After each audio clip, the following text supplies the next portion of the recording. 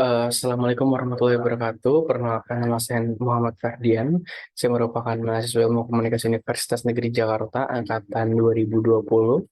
Pada saat ini saya izin untuk mempresentasikan mengenai mini skripsi yang saya telah buat untuk mata kuliah kuantitatif dengan judul Pengaruh Electronic Word of Mouth pada live streaming TikTok terhadap keputusan pembelian mahasiswa Ilmu Komunikasi UNJ di TikTok Shop. Baik, di dalam presentasi ini terdiri dari tiga bab. Yang pertama bab pendahuluan. Pendahuluan ini berisikan mengenai latar belakang, perumusan masalah, tujuan penelitian, dan manfaat penelitian. Bab satu ini akan menjelaskan secara mendetail mengenai latar belakang permasalahan terjadi. Selanjutnya ada bab 2. Bab 2 ini berisi landasan teori. Landasan teori ini berisikan mengenai penjelasan konsep, review literatur atau peneliti terdahulu, penjelasan mengenai variabel X dan Y, model penelitian dan hipotesis teori. Lalu selanjutnya ada bab 3. Bab 3 ini berisikan tentang metode penelitian. Metode penelitian ini mengenai atau membahas mengenai paradigma penelitian secara jelas dan terfokus. Menjelaskan mengenai pendekatan metode populasi sampel, teknik penarikan sampel, ukuran sampel, hipotesis riset, dan banyak hal lagi. Baik, langsung saja kita masuk ke latar belakang tanpa berbasa-basi. Jadi dalam latar belakang ini, seperti yang kita tahu pada saat ini, Indonesia merupakan salah satu negara yang memiliki potensi akan perkembangan IoT atau Internet of Things yang sangat tinggi, yaitu 15% per tahun. Industri yang sangat tinggi ini didukung oleh perkembangan konsumen pengguna smartphone yang kian meninggi setiap tahunnya. Data ini dimuat pada artikel di mycareertelkom.co.id. Ya, seperti kasus kebanyakan di mana saat ini kita bisa melihat anak-anak kecil ataupun orang-orang dewasa sekarang sudah menggunakan handphone mungkin bisa lebih dari satu per orangnya. Nah, data tersebut membuat kita tidak heran bahwasanya setiap orang yang ada di Indonesia ataupun sekitar kita memiliki smartphone atau gawai gitu ya, teman-teman. Saat ini smartphone merupakan salah satu kebutuhan primer Indonesia, jadi sudah bukan kebutuhan tersier atau sekunder lagi. Ini merupakan sebagai kebutuhan primer karena dengan bantuan alat tersebut manusia akan sangat mudah untuk berkomunikasi dan mendapatkan informasi terbaru yang berada di seluruh dunia. Hal itu dikarenakan internet tidak terbatasi oleh ruang dan juga waktu. Salah satu tujuan besar manusia membeli smartphone adalah agar dapat menggunakan internet sehingga dapat mencari informasi terbaru di berbagai daerah dengan mudah. Oleh karena itu, media cetak sudah digantikan dengan media sosial karena saat ini manusia mencari segala informasi melalui media sosial. Hal ini pun dimuat dalam artikel yang dibuat oleh Wulan Guritno pada tahun 2022. Oke, selanjutnya adalah menurut data yang ada pada dataindonesia.id, data ini diakses pada 8 Februari 2023, Indonesia memiliki pengguna sosial media sebesar 167 juta jiwa, jika di total hampir 60,4% masyarakat Indonesia adalah pengguna aktif sosial media setiap harinya. Tetapi jumlah tersebut tidak setinggi pada saat angka COVID-19 melanda Indonesia. Tepatnya pada tahun 2022, pengguna aktif sosial media berjumlah 191 juta. Melalui data yang ada, pengguna smartphone di Indonesia menggunakan internet lebih dari 7 jam setiap harinya. Seiring berkembangnya teknologi, informasi yang tersedia saat ini bukan hanya untuk tulisan ataupun catatan yang ada pada blog di internet. Tapi pada saat ini, banyak sekali platform media sosial yang sudah membuat gebrakan baru di mana menggunakan video dan suara singkat sebagai sarana berbagi informasi satu dengan sama lainnya. Hal itu membuat pembagian informasi menjadi semakin mudah dan semakin cepat. Internet menjadi jembatan bagi para pengguna sosial media atau para penggiat sosial media. Karena pengguna sosial media dapat membuat sebuah konten dan juga menerima konten tersebut dapat dinikmati oleh para pengguna internet lainnya. Jadi hal ini disebabkan oleh teknologi yang ada pada internet yang mencakup involvement, sharing, dan juga collaborating. Jadi pada saat ini media massa khalayak umum di media massa tidak hanya sebagai penerima lagi, tapi saat ini khalayak ini sudah bisa membuat memproduksi sebuah media baru atau informasi baru untuk di-share ke masyarakat luas. Jadi khalayak untuk khalayak seperti itu ya. Oke, saat ini banyak sekali platform media sosial media yang kita tahu dan Platform media sosial ini digunakan untuk berbagi informasi satu sama lain. Berdasarkan data yang kita ambil di We Are Social, WhatsApp menempati posisi pertama dalam bertukar informasi. Seperti yang kita tahu, saat ini hampir seluruh orang menggunakan WhatsApp sebagai media platform untuk chattingan, untuk bertukar informasi dari dosen ke mahasiswa, dari mahasiswa ke mahasiswa, atau mungkin dari mahasiswa ke orang tuanya. Jadi tidak heran kalau misal WhatsApp itu adalah menempati urutan pertama dalam bertukar informasi. Selanjutnya ada Instagram serta Facebook, dan posisi ketiga disusul oleh TikTok serta Telegram. Pada saat ini, hampir seluruh pengguna media sosial di Indonesia lebih menyukai untuk menonton video singkat untuk mencari sebuah informasi dengan cepat. Oleh sebab itu, TikTok merupakan salah satu media sosial yang penggunanya sangat naik secara drastis. TikTok merupakan media sosial untuk bernyanyi, berbagi video singkat yang menjadi wadah bagi penggunanya untuk bernyanyi, menari, dan bahkan menyampaikan opini. Ini menurut tagar.id. TikTok memiliki fitur yang sangat menarik, yaitu For Your Page, atau biasa disingkat sebagai FYP. Ini biasanya anak muda sering banget nih ngincar FYP sebagai bahan untuk kontennya. Jadi kayak FYP ini sebagai motivasi banyak sekali pemuda untuk membuat konten di TikTok. Jadi kayak, aku mau buat TikTok biar FYP. Nah, ketika FYP itu, angka engagement si pembuat video tersebut akan meningkat drastis. Oleh karena itu, kenapa FYP ini adalah fitur yang sangat menarik? Karena hal itu bisa meningkatkan engagement sangat tinggi tanpa adanya proses yang terlalu lama. Oke, saat ini TikTok menjadi sosial media favorit masyarakat Indonesia, terutama generasi milenial ya. Hal tersebut dikarenakan TikTok menjadi sosial media yang dapat diterima oleh berbagai kalangan karena fitur For Your Page-nya, sehingga konten yang ditampilkan menyesuaikan dengan kesukaan masing-masing pengguna. Misalnya, aku menyukai konten mobil. Oleh karena itu, aku suka like video mobil, suka like video balapan, suka like video modif-modif atau segala macamnya. Dan ke depannya, TikTok akan memberikan video-video mobil itu. Begitu juga dengan misalnya aku suka melihat barang-barang atau jasa.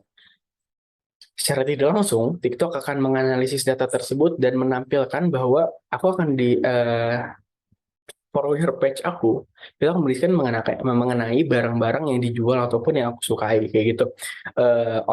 Selain itu, TikTok juga menjadi media yang sangat fleksibel untuk membagi informasi ke platform media sosial media seperti Twitter, Instagram, dan Facebook. Karena ketika kita membuka TikTok dan ingin share, itu terdapat banyak sekali sosial media di bawahnya. Jadi ada Instagram, ada Telegram, ada WhatsApp. Nah, kita bisa langsung share, dan share itu berbentuk link. Ini pun dimuat di jurnalnya oleh Christy pada tahun 2021, Rahmawati 2021, dan Endarwati dan Eka Warti. Oke, TikTok semakin digemari karena adanya fitur TikTok Shop nih. Siapa sih yang nggak tahu TikTok Shop? Nah, TikTok Shop ini sangat memudahkan pengguna untuk berbelanja kebutuhan primer, sekunder, maupun tersier. Cara penggunaan fitur TikTok Shop tidaklah rumit ataupun sulit ya. Bahkan semua orang pun bisa lah ya menggunakan hal ini. Karena hal ini amat sangat mudah untuk berbelanja di sana.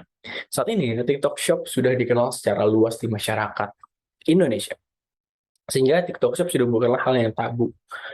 Fitur yang ada pada platform TikTok Shop membuat para UMKM menjadi semakin mudah untuk menyebarluaskan promosi untuk barang dagangannya. Salah satunya adalah menggunakan fitur live streaming untuk berjualan secara online namun real time.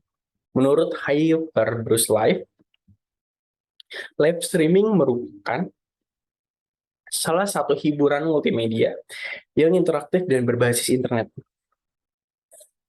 Live streaming sudah populer dan semakin berkembang sejak tahun 2011. Seperti yang kita ketahui, bahwasanya live streaming ini sudah banyak sekali digunakan oleh berbagai platform. Dan setahuku platform yang menggunakan salah satu di antara dan besar yaitu adalah YouTube dan juga Twitch. Dan lama dari itu, semakin berkembangnya teknologi dan peradaban, live streaming dibuat menjadi lebih mudah untuk diakses. Sehingga setiap orang yang ada di dunia ini yang menggunakan social media dapat dengan mudah live streaming pada sosial media. Jadi nggak perlu lagi tuh orang menyiapkan kamera di depan laptopnya, menyiapkan spek komputer yang sangat bagus, menyiapkan hal lain yang lumayan rumit. Jadi tidak perlu lagi hal seperti itu. Jadi sekarang setiap manusia atau setiap orang yang menggunakan Gawai sudah sangat dengan mudah untuk melakukan live streaming ini. Bahkan aku pun menilai bahwa UMKM seharusnya bisa menggunakan fitur ini menjadi apa ya, menu promosi utama dalam menjajakan dagangannya. Nah, tayangan live streaming ini menjadi fitur terbaik yang ada di TikTok untuk melakukan promosi dan berjualan. Karena live streaming merupakan fitur yang real time, sehingga konsumen dapat berkomunikasi secara langsung melalui komentar untuk berkomunikasi dengan penjual. Misal, aku ingin bertanya mengenai size. Kak, untuk size 85 kilogram, untuk berat badan 85 kilogram, lebih cocok menggunakan size apa ya? Apakah XL atau KL? Atau mungkin aku ingin menanyakan soal bahan. Kak, bahan ini apa ya? Apakah bahan ini panas? Apakah bahan ini apa ya? Gampang robek ataukah bahan ini bagus gitu. Nah, aku bisa menanyakan hal itu di live streaming dan secara langsung pedagangnya akan menjelaskan bahwa oh iya untuk kakak berat badan sekian menggunakan ukuran sekian. Terus bahan yang digunakan tidak panas dan tidak membuat kakak tidak betah kayak gitu. Jadi live streaming dinilai bagus karena mempunyai fitur live apa real time ya. Karena eh, secara virtual kita sudah bisa berbelanja atau bisa bertransaksi satu sama lain.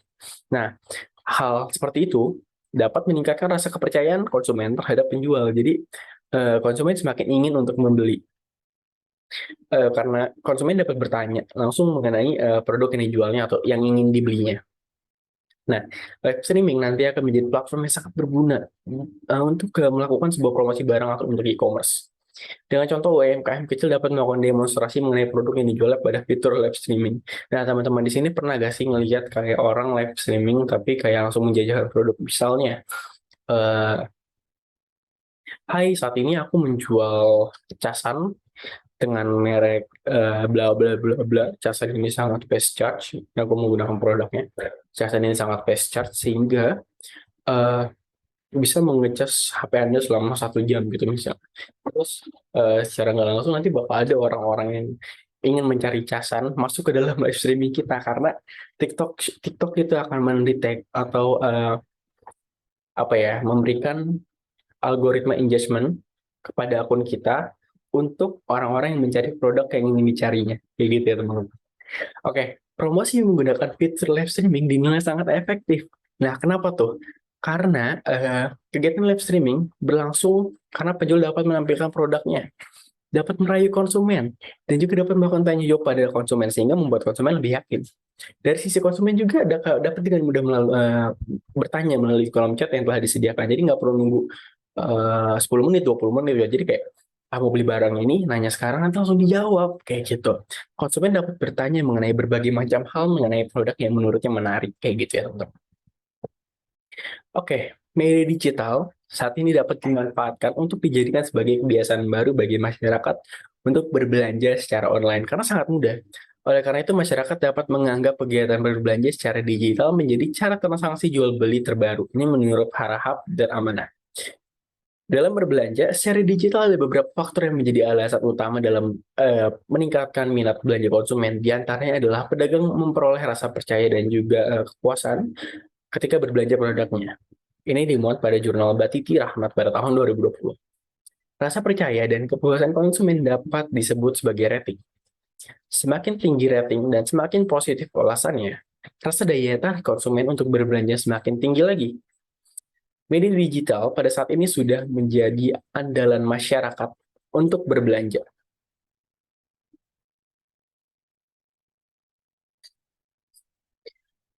Untuk berbelanja berbagai macam kebutuhan. E-commerce yang semakin berkembang membuat masyarakat menjadi lebih mudah dan efektif lagi dalam berbelanja. Menurut Hawkins dan Waterbank, pelanggan tertarik terhadap suatu produk karena penjelasan penjual dan pengamatan merek mereka akan penggunaan produk di konsumen lain dan mengetahui penilaian produk tersebut dari konsumen lain yang telah menggunakan produknya. Setelah itu, menurut Peter dan Osland, jurnal eh, sorry, uh, Selain itu, menurut Peter dan Oslon, informasi melalui orang terdekat adalah salah satu cara yang ampuh untuk menjelaskan suatu produk dan menyebabkan promosi word of mouth. Jadi ya seperti yang kita ketahui bahwa live streaming itu adalah salah satu fitur yang ada di sosial media. Lalu sosial media adalah perkembangan dari elektronik. Lalu elektronik ini kita bisa di dalam live streaming ini kita bisa mempromosikan barang, bisa mempromosikan jasa. Dan dengan adanya fitur live streaming kita bisa mempromosi secara menggunakan tata bahasa kita melalui mulut. Jadi oleh karena itu ini disebut sebagai electronic word of mouth. Oke, tayangan live streaming menjadi fitur terbaik dalam melakukan promosi dan berjualan. Nah, hal ini sudah saya jelaskan sebelumnya, maaf ya. Oke, menurut Kotler dan Keller. Menurut Kotler dan Keller, ada beberapa tahapan yang selalu dilakukan oleh konsumen untuk membeli sebuah barang atau jasa. Prosesnya itu memiliki rasa kebutuhan untuk memiliki aktivitas sebelum membeli, keputusan pembelian dan kenyamanan setelah membeli. Oleh sebab itu, artikel ini akan membahas pengaruh electronic word of mouth pada live streaming TikTok terhadap keputusan pembelian mahasiswa ilmu komunikasi UNJ. Nah, apa sih manfaat penelitian ini? Manfaat penelitian ini secara akademis menjadi sarana informasi untuk meningkatkan pengetahuan dan wawasan tentang pengaruh e-worm atau electronic word of mouth pada live streaming TikTok Shop terhadap keputusan mahasiswa ilmu komunikasi UNJ dalam membeli barang di TikTok Shop. Secara akademis menjadi kontribusi sebagai referensi untuk penelitian dengan penelitian yang memiliki tujuan yang sama. Dan secara praktis, penelitian ini bermanfaat bagi para penjual di platform live streaming manapun untuk mengetahui bagaimana pentingnya promosi electronic words of mouth. Kayak gitu ya. Oke, kita masuk ke dalam bab 2. Nah, bab 2 ini berisikan landasan teori. Jadi di bab 2 ini akan ada beberapa konsep yang dijelaskan pada bab ini. Salah satu di antaranya adalah variabelnya. Oke, kita masuk ke dalam komunikasi massa. Menurut Joseph E. DeVito, dia menjelaskan dalam buku Komunikasi Antar Manusia bahwa komunikasi massa adalah memusatkan suatu perhatian pada 5 variabel yang berpengaruh terhadap komunikasi dan dapat menjelaskan bagaimana variabel berfungsi pada media massa. Nah, variabel-variabelnya adalah sumber, halayak, pesan, proses, dan konteks. Komunikasi massa dijelaskan dalam bentuk fasilitas halayak untuk menjadi sebuah informasi seperti televisi, radio, koran, majalah, dan buku, dan pada saat ini ada smartphone. Dalam buku Komunikasi Antar Manusia edisi kelima yang ditulis oleh Joseph E. DeVito, komunikasi massa memiliki 6 fungsi utama, yaitu menghibur. Media massa diprogram untuk menghibur khalayak. Hal ini ditujukan agar mendapatkan perhatian khalayak luas, karena hal itu memberikan feedback positif terhadap media massa seperti televisi, radio, ataupun media cetak. Feedbacknya itu menjadikan citra mereka menjadi bagus sehingga banyak brand yang ingin mempromosikan barang mereka ke media tersebut. Yang kedua adalah meyakinkan. Selain menghibur, peran media massa juga untuk meyakinkan halayak. Ini juga adalah merupakan salah satu fungsi utama dari media adalah menjadi alat untuk meyakinkan halayak umum terhadap berbagai hal, misalnya politik, atau mempromosikan barang, ataupun hal lainnya. Yang ketiga ada menginformasikan. Fungsi utama untuk selanjutnya adalah memberikan informasi terhadap halayak luas. Media massa menjadi salah satu jalan untuk mengedukasi halayak dengan cara memberikan pengajaran akan nilai opini aturan yang dianggap halayak luas itu benar. Yang keempat ada mengadu gerahkan status. Media dalam buku Komunikasi Antar Manusia, Joseph E. DeVito menjelaskan bahwa media menjadi sarana untuk memberikan status atau gelar penting terhadap seorang manusia. Ia mengutip perkataan dari Paul Lazarsfeld dan Robert Merton bahwa jika Anda masuk ke dalam media dan mendapat atensi masyarakat luas, maka Anda adalah seorang yang penting. Begitupun dengan sebaliknya. Jika kalian tidak masuk ke media, maka kalian orang yang tidak penting. Begitu. Oke, yang kelima ada Membius. Nah, Membius ini adalah salah satu fitur atau fungsi yang menarik, tapi dilupakan oleh khalayak luas. Ini artinya adalah media memberikan informasi untuk khalayak mengenai sesuatu agar penerima atau penonton percaya bahwa tindakan yang diambilnya adalah benar. Hal ini tidak heran bahwa pada saat ini banyak manusia menghabiskan waktunya di depan layar untuk menerima banyak informasi. Yang terakhir adalah menciptakan rasa kebersatuan. Hal terakhir, fungsi media ini adalah menjadi sarana untuk menyatukan berbagai macam kalangan atau kelompok. Definisi dibagi menjadi dua hal, yaitu privatisasi, yaitu orang yang melawan rasa kesatuan dengan hubungan. Orang ini justru akan menarik diri dari keramaian. Dan yang kedua adalah parasosial. Justru orang-orang ini akan merasa bahwa dirinya ditemani oleh orang lain ketika menonton sesuatu, atau mungkin orang ini menemukan pedoman hidupnya, mungkin di aktor ataupun hal-hal lain yang ada di media massa. Oke, selanjutnya adalah media baru. Menurut Jan Dielwijk, media baru mengubah tata cara komunikasi manusia dan cara komunikasi sendiri yang menciptakan media baru. Ada beberapa pandangan menurut Jan Dielwijk terhadap media baru. Pandangan pertama yaitu media baru mengubah tata cara komunikasi manusia dengan menghadirkan komunikasi melalui media, sehingga komunikasi manusia hanya bisa digunakan oleh komunikasi yang biasanya manusia lakukan hanyalah one way menjadi two way flow atau bahkan menjadi multi way flow. Pandangan kedua, proses komunikasi antara manusia dengan adanya media baru ini tidak perlu terkendala dengan adanya ruang dan waktu. Karena dengan adanya media baru, manusia dapat berkomunikasi dengan manusia lain tanpa memperdulikan ruang dan waktu. Halo semuanya, maaf tadi ada kendala di mana Zoom meeting-nya habis. Jadi sekarang kita akan menjelaskan mengenai sekarang kita masuk ke dalam review literatur. Di review literatur ini aku tidak akan membahas terlalu panjang, mungkin akan aku perpendek agar lebih cepat dalam pembahasannya. Jadi pertama aku menggunakan jurnal, yaitu pengaruh IWOM, brand image, dan brand trust terhadap keputusan pembelian VOD Netflix. Nah, sampel ini berjumlah 100 orang yang merumuskan yang merupakan subscriber Netflix yang berada di wilayah Jabodetabek atau Jakarta, Bogor, Depok, Tangerang, dan Bekasi. Dan ditentukan menggunakan rumus Hare.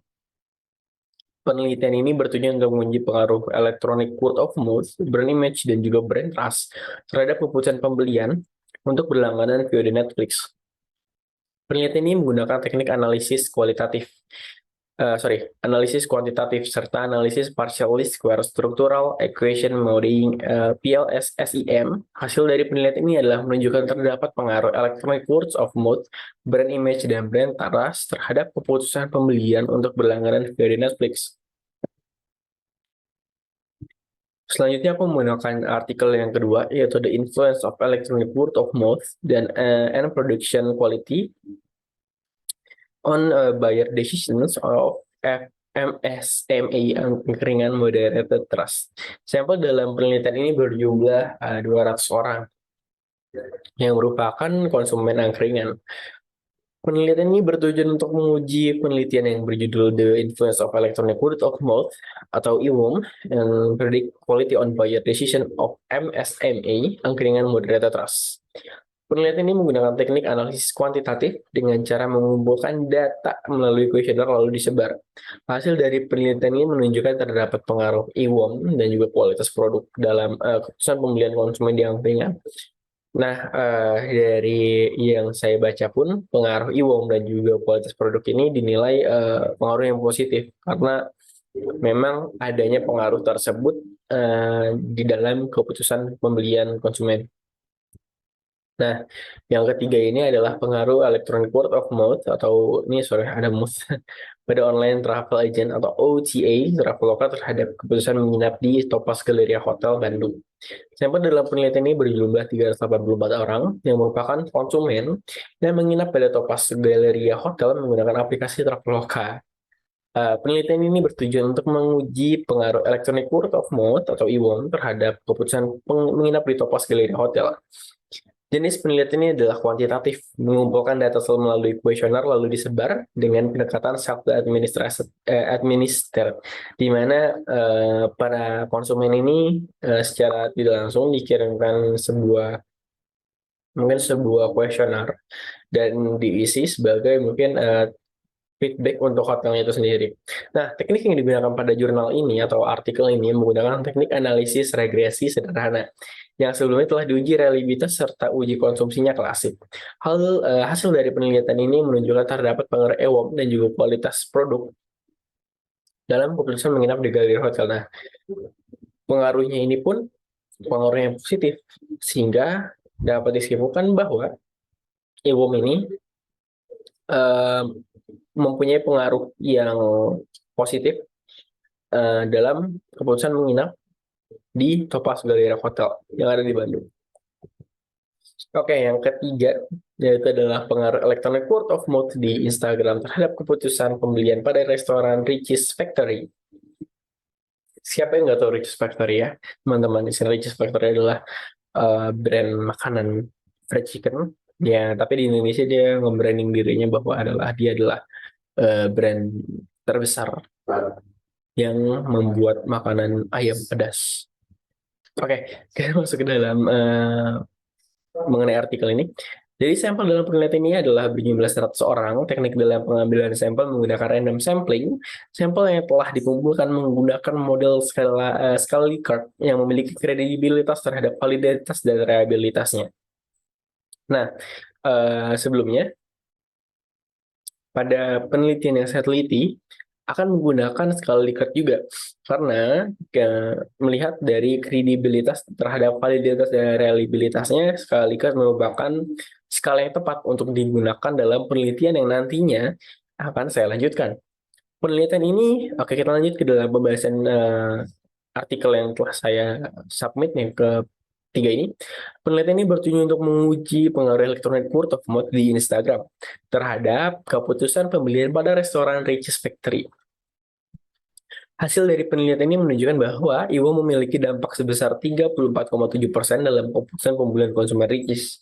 Jadi sekitar 60 ataupun 64, sekitar 66% atau 65%, itu ada hal lain yang menjadi keputusan pembelian konsumen.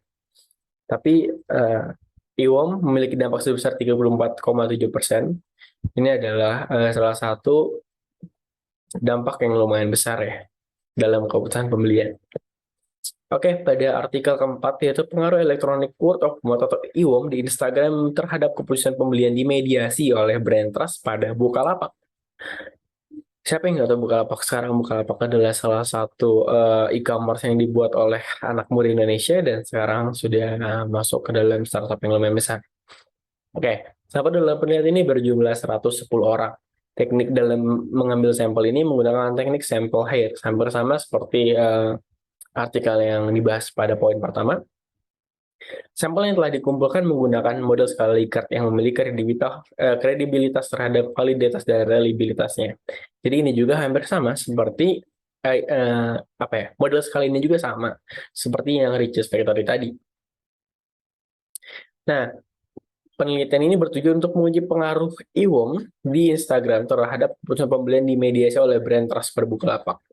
Hasil dari penelitian ini menunjukkan bahwa IWOM memiliki pengaruh yang secara tidak langsung memiliki pengaruh yang positif kepada keputusan pembelian konsumen yang dimediasi oleh brand trust. Oke, selanjutnya adalah pengaruh electronic word of mouth dan nilai terhadap keputusan pembelian pada situs Lazada. Nah, sampel dalam penelitian ini berjumlah 150 orang. Penelitian ini menggunakan pendekatan kuantitatif dan menggunakan kuesioner sebagai data utama. Hipotesis di hipotesis ini menggunakan tes single linear regression dan multiple linear regression menggunakan software SPSS versi 24 yang menghasilkan bahwa data IWOM memiliki dampak positif dan juga signifikan dalam keputusan pembelian pada situs Lazada. Data yang didapatkan sebesar 53,9% bahwa IWOM mempengaruhi keputusan konsumen untuk membeli produk pada situs Lazada. Jadi untuk Mungkin seorang yang punya branding, kalian harus banget apa ya, membranding brand kalian secara lebih baik lagi dan membuat copywriting atau copywriter yang lebih bagus lagi agar konsumen dapat lebih tertarik dan percaya untuk membeli pada brand kalian. Oke, selanjutnya yang ke sekian adalah pengaruh electronic word of mouth dan terhadap e-purchase division mahasiswa Universitas Negeri Padang pada marketplace Lazada, lagi-lagi ini Lazada.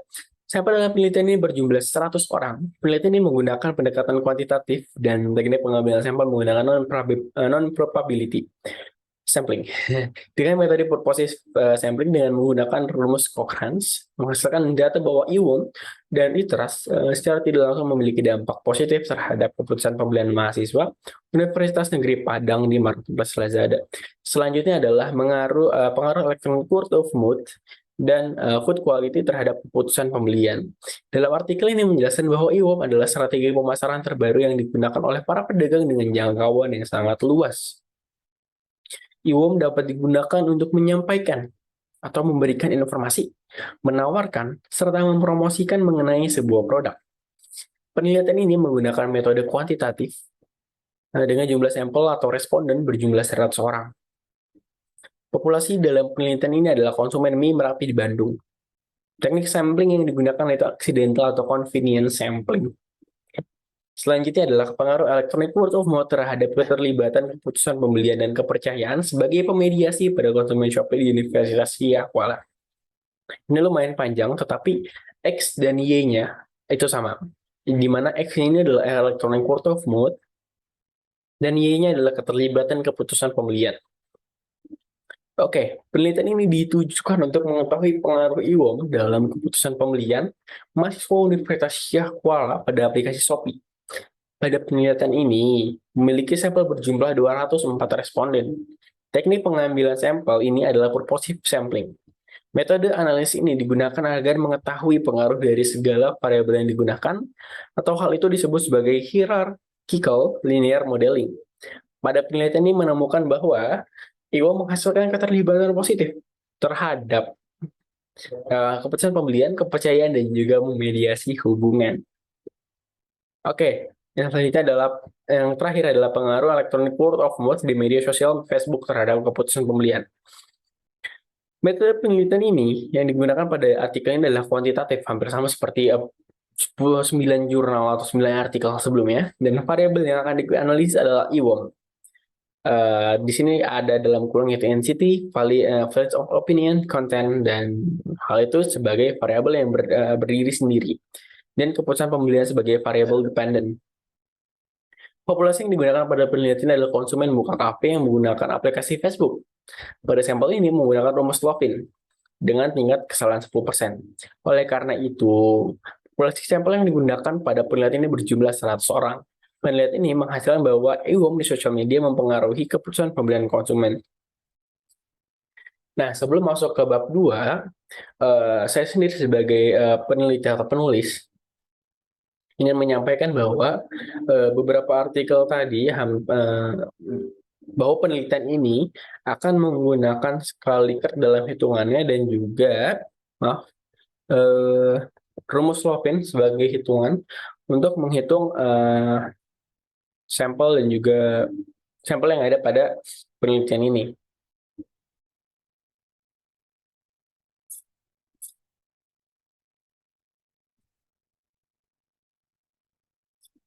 Oke, teman-teman, selanjutnya ini kita masuk ke bab 2 lainnya. Ini udah merupakan subbab lanjutan. Yang pertama adalah menjelaskan mengenai variabel XY, menjelaskan model penelitian, dan juga menjelaskan mengenai hipotesis teori. Baik, izinkan saya untuk menjelaskan variabel X saya, yaitu word of mouth. Nah, word of mouth merupakan komunikasi secara tidak langsung yang dikhususkan kepada konsumen yang dimediasi oleh teknologi berbasis internet yang ada kaitannya dengan penggunaan brand image sebuah perusahaan. Adapun pendapat yang disampaikan oleh Prahalan dan Ramaswamy, definisi ada electronic word of mouth adalah konsumen dan perusahaan memiliki kedekatan dalam menaikkan sebuah dampak positif terhadap sebuah produk dan perusahaan.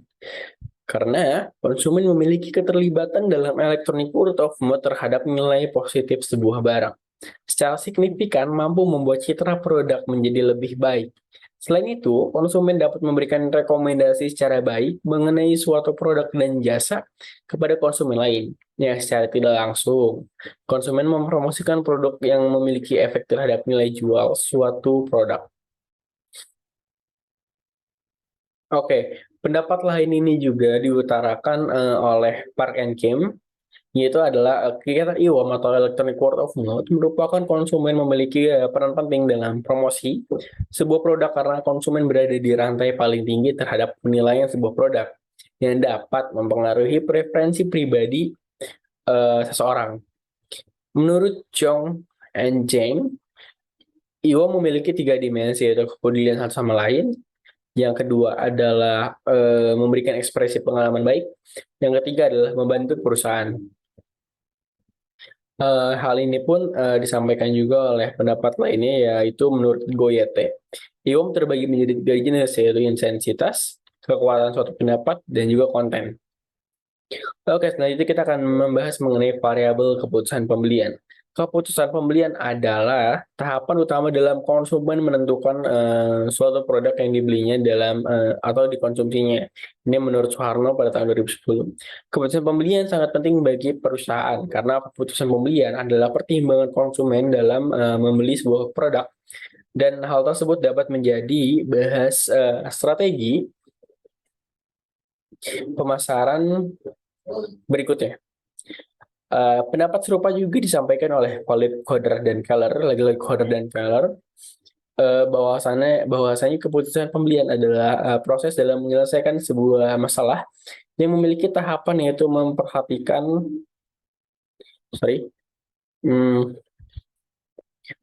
kebutuhan dan keinginan setelah transaksi diselesaikan. Oke, selanjutnya adalah dari penjelasan. Ini masih masuk ke dalam penjelasan mengenai keputusan pembelian. Dari definisi yang telah diuraikan bahwa keputusan pembelian adalah tahapan di mana konsumen membandingkan satu produk dengan produk lainnya, dan hal tersebut menentukan konsumen akan membeli barang tersebut atau tidak. Karena konsumen memiliki kesadaran atas keinginan dalam membeli suatu produk atau jasa. Menurut P. Kohler, terdapat 3 dalam menentukan keputusan pembelian. Yang pertama, rasa pasti terhadap sebuah produk. Itu harus. Yang kedua, loyalitas terhadap sebuah produk. Yang ketiga, cepat mengambil keputusan dalam mengambil sebuah produk. Adapun pendapat lain menurut Ferdinand, Aji, dan Samuel pada tahun 2014, mereka mengatakan keputusan dibagi menjadi 4 indikator, yaitu keputusan pembelian, yang kedua keputusan maupun konsumen membeli produk sesuai referensi yang didapatkan. Yang ketiga, keputusan prioritas dalam memberikan sebuah produk. Yang keempat, yang terakhir, dieksplorasi terhadap produk yang dibelinya. Selanjutnya kita masuk ke model penelitian. Model penelitian adalah electronic word of mouth dan mengarah ke keputusan pembelian. Yang artinya adalah electronic word of mouth ini adalah mempunyai pengaruh yang lumayan terhadap keputusan pembelian konsumen. Nah, konsumennya sendiri pada penelitian ini adalah mahasiswa ilmu komunikasi Universitas Negeri Jakarta dari angkatan 2018, 2019, 2020, bahkan sampai 2022. Oke, selanjutnya kita masuk ke hipotesis teori. Hipotesis teori dalam penelitian ini adalah terdapat pengaruh electronic word of mouth, live streaming TikTok Shop terhadap keputusan pembelian mahasiswa ilmu komunikasi UNJ di TikTok Shop. Next. Oke, selanjutnya kita masuk ke bab 3 ya. Kita masuk ke metode penelitian.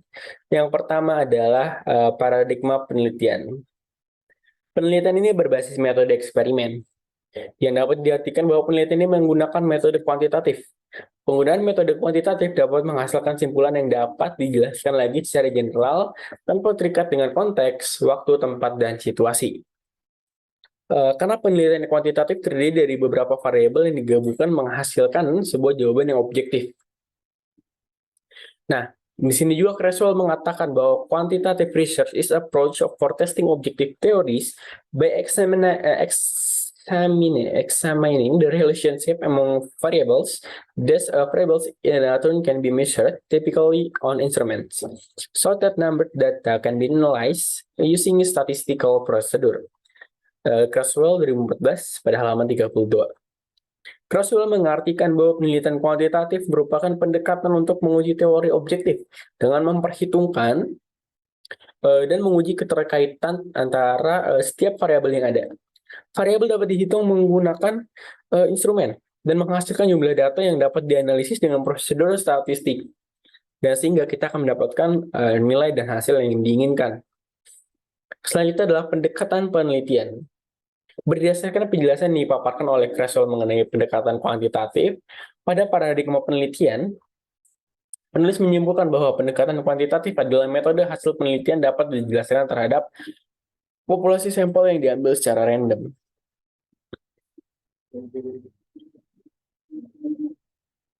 Penulis melihat bahwa pendekatan kuantitatif merupakan metode yang tepat untuk penelitian pengaruh electronic word of mouth pada live streaming TikTok Shop terhadap keputusan pembelian mahasiswa ilmu komunikasi UNJ di TikTok Shop. Nah, hal itu membutuhkan pengumpulan sampel yang banyak di lapangan karena memiliki sifat hipotesis sebab akibat. Selanjutnya adalah metode penelitian. Nah, metode penelitian ini juga adalah metode kuantitatif untuk mengumpulkan data menggunakan kuesioner yang akan disebarkan di setiap grup chat angkatan 2018, 19, 20, 21, dan 22. Kuesioner menggunakan aplikasi Google Form karena dapat mempermudah penulis dalam menghitung variabel yang ada. Next. Oke teman-teman, kita masuk ke dalam populasi sampel teknik penarikan sampel. Nah, kita akan menjelaskan populasinya sendiri. Populasi menurut Maulana adalah sampel adalah bagian dari populasi. Jika populasi besar dan sumber daya, personal, keterbatasan waktu, dan lain-lain, membuat peneliti tidak mungkin mempelajari keseluruhan populasi. Nah, dalam penelitian ini populasinya adalah mahasiswa ilmu komunikasi Universitas Negeri Jakarta, angkatan yang pernah Negeri Jakarta, angkatan 2018 sampai 2022. Nah, mahasiswa yang diteliti adalah mahasiswa yang pernah berbelanja melalui live streaming TikTok Shop. Nah, pertanyaannya adalah, apakah mereka tergiur dengan komunikasi yang terjadi antara pedagang dan mereka? Oke, selanjutnya adalah sampel. Sampel merupakan sebagian jumlah dan karakteristik populasi sampel dianggap sebagai perwakilan dari populasi yang sedang diteliti. Sampel sendiri adalah penelitiannya adalah 100 mahasiswa ilmu komunikasi Universitas Negeri Jakarta. Selanjutnya adalah teknik penarikan sampel. Data ini merupakan bagian penting dalam sebuah penelitian, karena variabel yang diteliti akan digunakan untuk membuat sebuah hipotesis. Menurut Der Gibson 2006 pada buku yang berjudul Metode Statistika, ia menjelaskan bahwa penarikan sampel dibagi menjadi dua, itu probability sampling dan juga non-probability sampling. Nah, pada penelitian ini kita akan membahas menggunakan probability sampling. Oke, di sini adalah ukuran sampel. Nah, ukuran sampel ini saya screenshot karena berisikan sebuah rumus. Nah, pada penelitian ini kita akan menggunakan rumus Lovin agar dapat mengetahui jumlah populasi yang memiliki karakter. Nah, keterangannya N besar adalah sebuah jumlah populasi. Nah, jumlah populasi pada saat ini saya hitung kurang lebih ada 300, mungkin bisa lebih. Karena kita akan menggunakan banyak sekali angkatan, harusnya lebih dari 300. Nah, selanjutnya adalah hipotesis riset dan statistik. Nah, yang pertama ini adalah hipotesis riset. H2-nya adalah terdapat pengaruh electronic word of mouth pada live streaming terhadap kebutuhan pembelian ilmu komunikasi UNJ. Dan yang output keduanya adalah tidak terdapat pengaruh electronic word of mouth pada live streaming terhadap keputusan mahasiswa ilmu komunikasi UNJ dalam tidak terdapat pengaruh electronic word of mouth pada live streaming terhadap keputusan pembelian mahasiswa ilmu komunikasi UNJ di TikTok Shop. Nah, yang bawahnya adalah hipotesis statistik. Nah, nilai ditolak apabila tidak terdapat pengaruh electronic word of mouth pada live streaming terhadap keputusan pembelian mahasiswa ilmu komunikasi UNJ di TikTok Shop. Dan yang di bawahnya adalah diterima apabila terdapat pengaruh electronic word of mouth pada live streaming terhadap keputusan pembelian mahasiswa ilmu komunikasi UNJ di TikTok Shop. Selanjutnya adalah metode pengumpulan data dan pengukuran data, teman-teman. Nah, metode pengumpulan data. Menurut Malhotra 2010, data primer digunakan peneliti untuk mengatasi masalah yang dihadapi. Data sekunder adalah data yang dikumpulkan dengan tujuan tertentu selain masalah yang dihadapi. Metode pengumpulan data pada peneliti ini melakukan kuesioner. Sedangkan data sekunder pada penelitian diperoleh melalui artikel. Penelitian sebelumnya adalah ini pun dimuat di penelitian artikel dan penelitian sebelumnya dan juga buku. Lalu selanjutnya ada metode pengukuran data. Nah, metode pengukuran data ini dibagi menjadi dua, itu validitas dan reliabilitas. Validitas ini adalah pengujian validitas pada penelitian ini adalah uji Kaiser-Meyer-Oken atau KMO yang ada di pada SPSS dan Berlitz. Validitas ini dapat diartikan sebagai jarak perbedaan skor skala yang akan kita teliti. Nah, lalu menghasilkan perbedaan yang benar antara objek pada karakteristik yang diukur. Nah, reliabilitas adalah instrumen yang dipercaya sebagai alat pengumpul data karena instrumen ini dinilai sudah baik. Selain itu juga pendapat lain menyampaikan bahwa reliabilitas adalah sejauh mana hasil ukuran dapat digunakan dan dipercayai.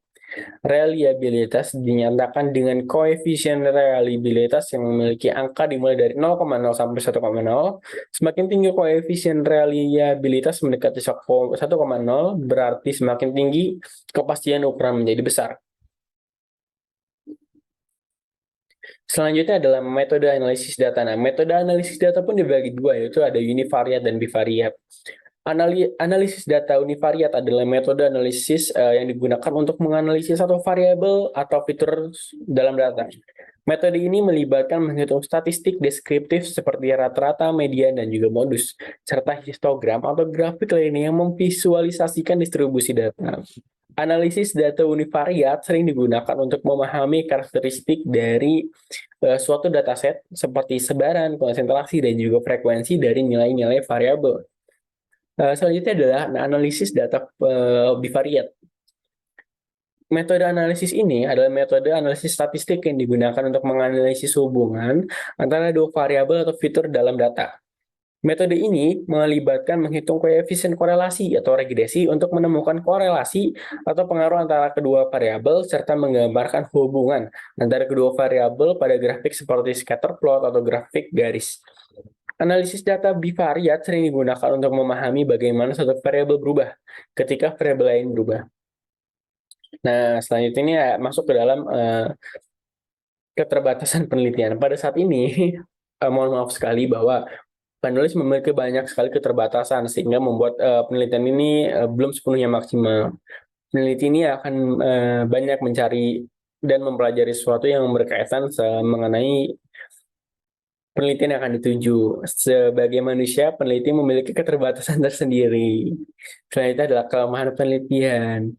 Pada saat ini, penulis memiliki banyak sekali kelemahan. Salah satu di antaranya adalah saat ini peneliti merupakan seorang mahasiswa yang masih memiliki pengetahuan yang sangat terbatas.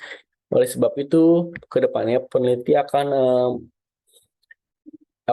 mempelajari banyak hal lagi agar dapat membahas hal ini menjadi lebih maksimal.